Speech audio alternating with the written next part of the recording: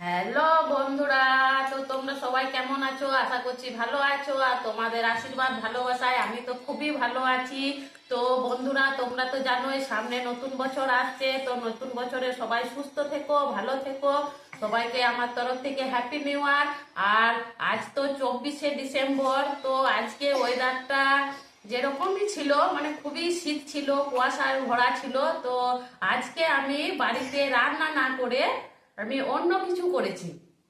প্রতিদিন তো বাড়িতে ডাল ভাত সবজি রান্না হয়, তো তার মধ্যে থেকেও আমি আজকে অন্য কিছু করেছি। তো অন্য কিছু কি করেছি তোমাদেরকে তো অবশ্যই দেখাবো।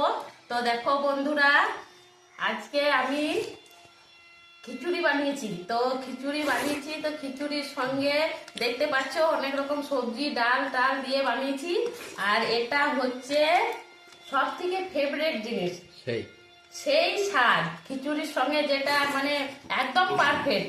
তো দেখো, মাংসর ঝোল। তো বন্ধুরা, তোমাদের কার কার দেখে জিভে জল এলো এই শীতে খিচুড়ি মাংস, তো অবশ্যই কমেন্টে বলবে। আর যারা যারা খেতে চাও তারা অবশ্যই আমার বাড়ি চলে এসো দিদি ভাইয়ের হাতে খিচুড়ি খেতে। তো বন্ধুরা, শুভ দুপুর, টাটা, বাই বাই। নতুন বছরে সবাই সুস্থ থেকো, ভালো থেকো।